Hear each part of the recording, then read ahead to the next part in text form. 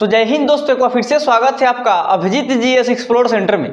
तो चलिए दोस्तों, इसमें हम लेकर आए हैं जो कि सोशल साइंस का जो कि 80 मस्ट वीवीआई इंपोर्टेंट क्वेश्चन जो कि मैट्रिक बोर्ड एग्जामिनेशन 2024 के लिए दोस्तों ये जो ऑब्जेक्टिव क्वेश्चन दोस्तों, ये जो सोशल साइंस का जो मेरा जो वीडियो दोस्तों, वो तीसरा वीडियो है जो कि मेरे चैनल पर डाला गया है, YouTube channel Abhijeet GS explore centre पर और फेसबुक पेज पर, जो कि इसी नाम से फेसबुक पेज भी है अभिजीत जीएस एक्सप्लोर सेंटर से।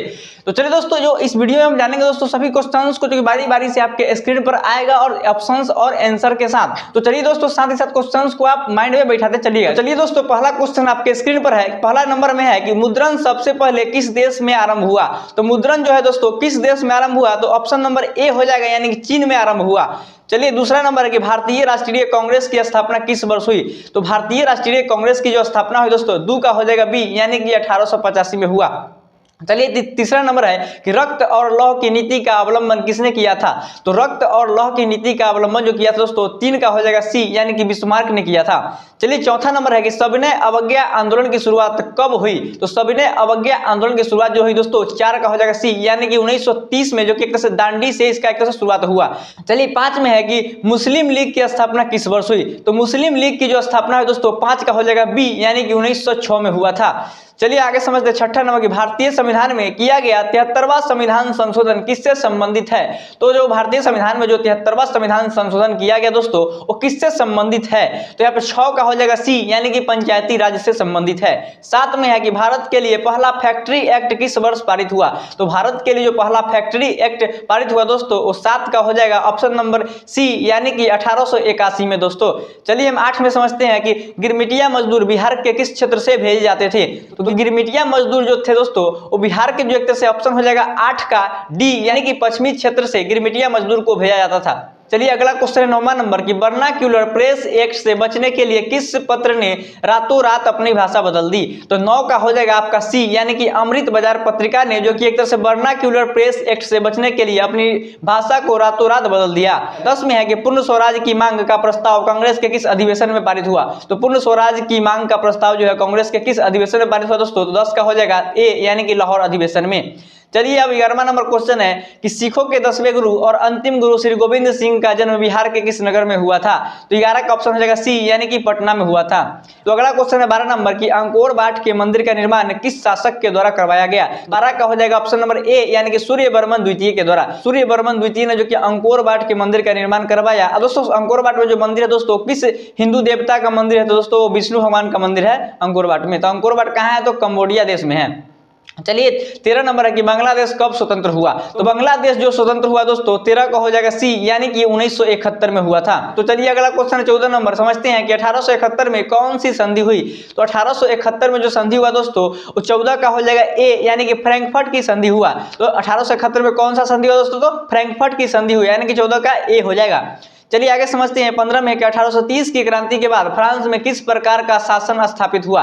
तो 1830 के क्रांति के बाद फ्रांस में जो शासन स्थापित हुआ दोस्तों, 15 का हो जाएगा बी, यानी कि संवैधानिक राजतंत्र। तो चलिए हम आगे समझते हैं 16वां नंबर की रूस की बोल्शेविक क्रांति के नेतृत्व किसने किया। तो रूस के जो बोल्शेविक क्रांति के नेतृत्व किया दोस्तों, 16 का हो जाएगा सी, यानी कि लेनिन ने किया। तो लेनिन का पूरा नाम था व्लादिमीर लेनिन।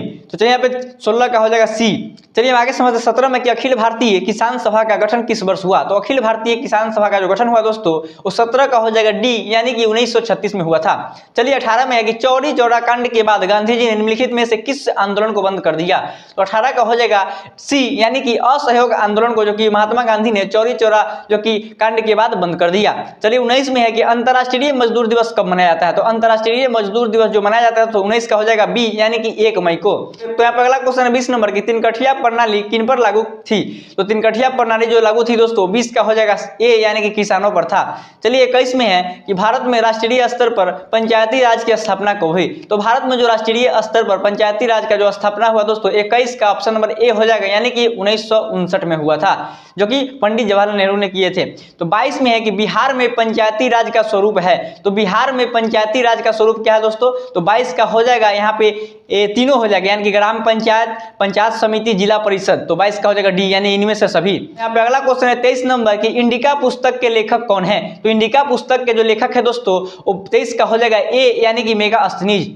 24 में है कि भारत में सर्वप्रथम नगर निगम की स्थापना की गई। तो भारत में सर्वप्रथम नगर निगम की जो स्थापना की गई दोस्तों 24 का हो जाएगा ए यानी कि चेन्नई में। चलिए 25 में है कि सूचना के अधिकार आंदोलन की शुरुआत किस राज्य से हुई। तो सूचना के अधिकार आंदोलन की जो शुरुआत हुई दोस्तों वो 25 का हो जाएगा ऑप्शन नंबर ए यानी कि राजस्थान से हुई।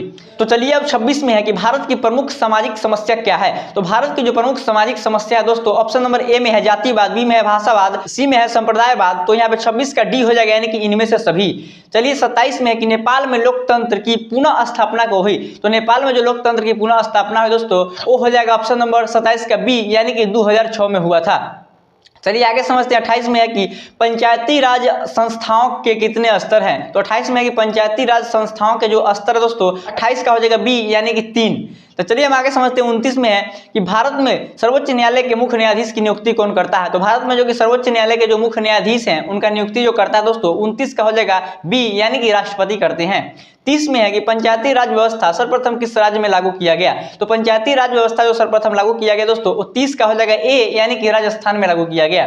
तो चलिए अगला क्वेश्चन 31 नंबर की भारतीय जनता पार्टी की स्थापना कब हुई यानी कि बीजेपी पार्टी का स्थापना कब हुई दोस्तों। तो 31 का हो जाएगा बी यानी कि 1980 में हुआ। आगे है क्वेश्चन 32 नंबर कि भारत में किस प्रकार की शासन प्रणाली है। तो 32 का हो जाएगा बी नंबर में संघीय और संसदीय जो कि एक तरह से शासन प्रणाली है भारत में। चलिए हम 33 में है कि भारत में पहला नगर निगम कहाँ बना। तो भारत में जो पहला नगर निगम बना 33 का हो जाएगा बी यानी कि मद्रास यानी चेन्नई। जो कि ये क्वेश्चन जो है दोस्तों रिपीट हो गया, इससे पहले भी हम देखें इस क्वेश्चन के बारे में। तो चलिए अगला क्वेश्चन है 34 नंबर की भारत में मतदाता होने की न्यूनतम आयु क्या है। तो आपको वोट देने का जो न्यूनतम आयु दोस्तों मतदान करने का 34 का हो जाएगा सी यानी कि 18 वर्ष। तो अगला क्वेश्चन है 35 नंबर की भारत में महिलाओं के लिए 50% आरक्षण की व्यवस्था निम्नलिखित में से किस संस्था में की गई। तो 35 का हो जाएगा आपको सी यानी कि पंचायती राज व्यवस्था में। तो चलिए अगला क्वेश्चन दोस्तों रिजर्व बैंक ऑफ इंडिया की स्थापना कब हुई। तो रिजर्व बैंक ऑफ इंडिया की जो स्थापना हुई दोस्तों 36 का ऑप्शन नंबर हो जाएगा ए यानी कि 1935 में। 1935 में जो कि रिजर्व बैंक ऑफ इंडिया की स्थापना हुआ। अगर यहाँ पे डेट पूछ देगा तो 1 अप्रैल 1935 हो जाएगा। चलिए 37 में है कि योजना आयोग का अध्यक्ष कौन होता है। तो योजना आयोग का जो अध्यक्ष होता है दोस्तों वो 37 का हो जाएगा बी यानी कि प्रधानमंत्री होता है। और योजना आयोग को दोस्तों अब बदल दिया गया है नीति आयोग में, जो कि 2015 में इसका नाम चेंज करके नीति आयोग रख दिया गया है योजना आयोग का। तो इसका नीति आयोग का जो कि अध्यक्ष होता है दोस्तों वो भारत का प्रधानमंत्री होता है। तो अभी वर्तमान में नीति आयोग के अध्यक्ष कौन होगा। तो भारत के जो प्रधानमंत्री है श्री नरेंद्र मोदी। तो चलिए हम आगे समझते हैं 38 में कि भारत में वित्तीय वर्ष होता है। तो भारत में जो वित्तीय वर्ष होता है दोस्तों वो ऑप्शन नंबर ए में सही हो जाएगा 1 अप्रैल से 31 मार्च तक होता है। तो अगला क्वेश्चन है 39 नंबर की दादा भाई नौरोजी ने सर्वप्रथम राष्ट्रीय आय का अनुमान कब लगाया था। तो 39 का हो जाएगा ऑप्शन नंबर ए यानी कि 1868 ईस्वी में। तो अगला क्वेश्चन है 40 नंबर की मुद्रा के कार्य हैं। तो मुद्रा के जो कार्य है दोस्तों ऑप्शन ए में दिया गया है मापन, बी में संचय, सी में भुगतान और डी में है इनमें से सभी। तो यहाँ 40 का हो जाएगा इनमें से सभी। चलिए 41 में समझते हैं कि सर्वप्रथम व्यवसायिक बैंकों को राष्ट्रीयकरण कब किया गया। तो सर्वप्रथम व्यवसायिक बैंकों को जो राष्ट्रीयकरण किया गया है दोस्तों 41 का हो जाएगा आपको 1969। तो 41 का सी हो जाएगा। तो चलिए आगे समझते हैं 42 में कि रुपया किस देश की मुद्रा है। तो रुपया यहाँ पे जो किस देश की मुद्रा है तो 42 का ऑप्शन नंबर ए यानी कि भारत का तो है ही। बी में है पाकिस्तान, तो पाकिस्तान का भी जो कि एक तरह से मुद्रा रुपया ही है। नेपाल का भी रुपया ही है। तो यहाँ पे 42 का हो जाएगा डी यानी कि इनमें से सभी। 43 में है कि वर्तमान समय में आर्थिक विकास में किस क्षेत्र का योगदान सर्वाधिक है। तो वर्तमान समय में आर्थिक विकास के क्षेत्र में जो कि 43 का हो जाएगा यानी कि सी यानी सेवा क्षेत्र का सबसे बड़ा योगदान है। तो चलिए 44 नंबर क्वेश्चन समझते हैं दोस्तों। अगला यहाँ पे दिया गया है कि उपभोक्ता अधिकार दिवस कब मनाया जाता है। तो उपभोक्ता अधिकार दिवस जो मनाया जाता है दोस्तों 44 का हो जाएगा सी यानी कि 15 मार्च को। तो चलिए अगला क्वेश्चन दोस्तों 45 नंबर यहाँ पे है कि योजना आयोग को भंग करके कौन सा आयोग बना। तो 45 का हो जाएगा ए यानी कि नीति आयोग बना। तो इससे पहले भी हम जाने हैं दोस्तों क्वेश्चन था। चलिए हम आगे समझते हैं 46 में कि निम्न में से कौन बीमारू राज्य है। तो यहाँ पे ऑप्शन दिया गया है बिहार, मध्य प्रदेश, ओडिशा और डी में है इनमें से सभी। तो यहाँ पे जो तीनों राज्य है दोस्तों एक तरह से बीमारू राज्य की सूची में आते हैं। 47 में है कि निम्नलिखित में से कौन छोटे पैमाने का उद्योग है। तो यहाँ पे जो छोटे पैमाने का उद्योग दोस्तों 47 का हो जाएगा सी यानी कि खिलौना उद्योग जो है दोस्तों छोटे पैमाने का उद्योग है। 48 में है कि भारत का प्रथम तेल शोधक कारखाना स्थित है। तो भारत का जो प्रथम तेल शोधक कारखाना स्थित है दोस्तों 48 का हो जाएगा सी यानी कि डिगबोई में। चलिए 49 में है कि एक समाजवादी अर्थव्यवस्था में सर्वाधिक बल किस पर दिया जाता है। तो एक समाजवादी अर्थव्यवस्था में जो सर्वाधिक बल दिया जाता है दोस्तों 49 का हो जाएगा डी यानी कि लोक कल्याण पर। चलिए 50 में है कि नरेगा कार्यक्रम के नाम के साथ किस व्यक्ति का नाम जोड़ा गया। तो नरेगा कार्यक्रम के नाम के साथ जो व्यक्ति का नाम जोड़ा गया दोस्तों वो 50 का हो जाएगा डी यानी कि महात्मा गांधी। तो नरेगा का अब नाम हो गया है मनरेगा। तो चलिए अब 51 नंबर है कि भारत के किस स्थान पर पहला परमाणु ऊर्जा केंद्र स्थापित किया गया। तो 51 का हो जाएगा डी जो कि तारापुर में जो कि भारत का पहला परमाणु ऊर्जा केंद्र स्थापित किया गया। तो 52 में है कि प्राकृतिक गैस किस खनिज के साथ पाया जाता है। तो प्राकृतिक गैस जो है दोस्तों यहाँ पे जो ऑप्शन में है बी यानी कि पेट्रोलियम के साथ पाया जाता है प्राकृतिक गैस। तो यहाँ पे अगला क्वेश्चन है 53 नंबर की रेल वर्कशॉप कहाँ स्थित है। तो रेल वर्कशॉप जो स्थित है दोस्तों वो 53 का हो जाएगा ए यानी कि जमालपुर में। तो जमालपुर बिहार के मुंगेर जिला में पड़ता है। तो यहाँ पे अगला क्वेश्चन है 54 नंबर की वन संरक्षण एवं प्रबंधन की दृष्टि से वनों को वर्गीकृत किया गया है।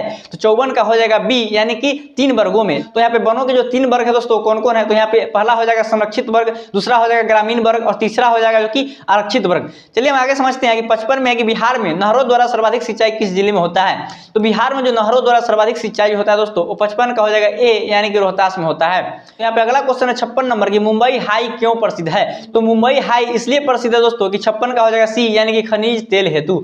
चलिए 57 में है कि मैंग्रोव वन का सबसे अधिक विस्तार है। तो मैंग्रोव वन का जो सबसे अधिक विस्तार है दोस्तों वो 57 का हो जाएगा बी यानी कि सुंदरबन में। तो यहाँ पे अगला क्वेश्चन 58 नंबर की कोयला किस प्रकार का संसाधन है। तो कोयला किस प्रकार का संसाधन है दोस्तों। तो 58 का हो जाएगा ए यानी कि अनवीकरणीय संसाधन है। तो चलिए हम आगे समझते हैं 59 नंबर की चावल किस प्रकार की जलवायु का पौधा है। तो चावल किस प्रकार की जलवायु का पौधा है दोस्तों। तो 59 का हो जाएगा सी यानी कि उष्ण और आर्द्र जो कि एक तरह से जलवायु का पौधा है चावल। चलिए आगे 60 नंबर की सीमेंट उद्योग का सबसे प्रमुख कच्चा माल क्या है। तो सीमेंट उद्योग का जो सबसे प्रमुख कच्चा माल है दोस्तों 60 का ए हो जाएगा यानी कि चूना पत्थर। 61 में है कि बिहार में प्रायः कैसी मिट्टी पाई जाती है। तो बिहार में जो प्रायः मिट्टी पाई जाती है दोस्तों 61 का हो जाएगा सी यानी कि जलोढ़ मिट्टी। तो यहाँ पे अगला क्वेश्चन है 62 नंबर की आयुर्वेद का जनक किन्हें कहा जाता है। तो आयुर्वेद का जो जनक कहा जाता है दोस्तों वो 62 का हो जाएगा बी यानी कि चरक को कहा जाता है। तो यहाँ पे अगला क्वेश्चन है दोस्तों 63 नंबर की बिहार में कितने प्रतिशत क्षेत्र में वन है। तो वन जो है दोस्तों बिहार में प्रतिशत में जो कि 63 का हो जाएगा डी यानी कि लगभग 7% क्षेत्र जो कि वन है बिहार में। चलिए आगे समझते हैं 64 नंबर की निम्न में से कौन लौह युक्त खनिज का उदाहरण है। तो यहाँ पे 64 का ऑप्शन नंबर ए हो जाएगा मैग्नेटाइट जो है दोस्तों एक तरह से लौह युक्त खनिज का उदाहरण है। चलिए 65 में कि सबसे घटिया कोयला है। तो सबसे घटिया कोयला जो है दोस्तों 65 का हो जाएगा डी यानी कि पीट कोयला जो सबसे घटिया कोयला है।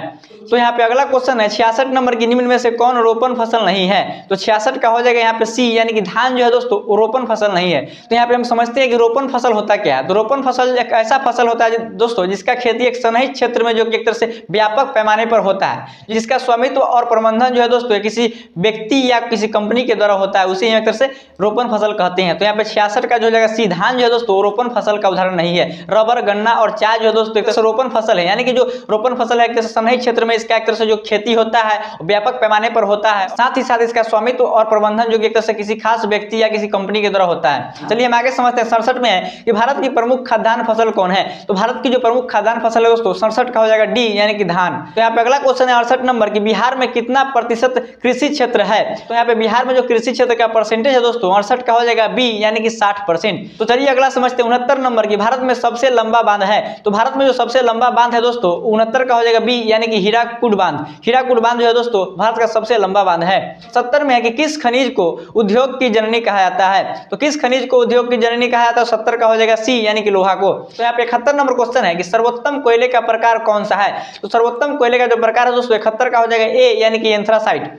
चलिए आगे है 72 में कि गंडक परियोजना है। तो गंडक परियोजना क्या है। तो 72 का हो जाएगा बी यानी कि वाल्मीकि नगर में है। तो गंडक परियोजना कहाँ है। तो वाल्मीकि नगर में है। चलिए 73 में कि निम्न राज्यों में से किसमें सर्वाधिक वन क्षेत्र है। तो यहाँ पे 73 का हो जाएगा ए यानी कि मध्य प्रदेश में जो कि सर्वाधिक वन क्षेत्र है। चलिए 74 में है कि सुनामी का प्रमुख कारण क्या है। तो सुनामी का जो प्रमुख कारण है दोस्तों वो 74 का ए में हो जाएगा समुद्र में भूकंप होना। तो यहाँ पे अगला क्वेश्चन है 75 नंबर की निम्नलिखित नदियों में से किसे बिहार का शोक कहा जाता है। तो बिहार का जो शोक कहा जाता है दोस्तों 75 का हो जाएगा सी यानी कि कोसी नदी को कहा जाता है। 76 में है कि मकान में आग लगने की स्थिति में क्या करना चाहिए। तो मकान में आग लगने की स्थिति में जो करना चाहिए दोस्तों 76 का ए हो जाएगा यानी कि अग्निशामक यंत्र को बुलाना चाहिए। तो चलिए अगला नंबर क्वेश्चन है 77 नंबर की द्वितीय पृथ्वी सम्मेलन कहाँ हुआ। तो द्वितीय पृथ्वी सम्मेलन जो है दोस्तों तो यहाँ पे जो तीनों ऑप्शंस दिए गए हैं दोस्तों वो सही नहीं है। यहाँ पे 77 का हो जाएगा डी यानी कि इनमें से कोई नहीं। तो द्वितीय पृथ्वी सम्मेलन हुआ कहाँ था दोस्तों। तो द्वितीय पृथ्वी सम्मेलन जो है दोस्तों वो अफ्रीका के जोहान्सबर्ग में हुआ था। तो यहाँ पे अगला क्वेश्चन 78 नंबर है कि सर्वाधिक भूस्खलन प्रवण राज्य है। तो सर्वाधिक भूस्खलन प्रवण राज्य जो है दोस्तों 78 का हो जाएगा ए यानी कि उत्तराखंड। तो यहाँ पे अगला क्वेश्चन है 79 नंबर की बिहार का कौन सा भाग सर्वाधिक सूखा प्रवण है। तो बिहार का जो यहाँ पे ऑप्शन नंबर 79 का सी हो जाएगा यानी कि दक्षिणी बिहार जो है दोस्तों वो सर्वाधिक सूखा प्रवण क्षेत्र है। तो चलिए यहाँ पे अगला क्वेश्चन 80 नंबर यानी कि आखिरी क्वेश्चन कि बाढ़ के समय लोगों को जाना चाहिए। तो बाढ़ के समय लोगों को कहां जाना चाहिए। तो 80 का हो जाएगा ऑप्शन नंबर सी यानी कि उच्च भूमि पर जाना चाहिए। तो इस तरह से दोस्तों हमने इस वीडियो में जो कि सोशल साइंस यानी सामाजिक विज्ञान का जो कि 80 क्वेश्चन जो कि मैट्रिक के बोर्ड एग्जामिनेशन के लिए जो कि VVI क्वेश्चन है उसको हमने कर लिया दोस्तों। तो आप इस क्वेश्चन को एक ही बार में दिमाग में बैठा लीजिए क्योंकि एग्जाम नजदीक आ रहा है। तो चलिए दोस्तों इसी के साथ इस सेशन को इन करते हैं। इसके साथ जय हिंद जय भारत।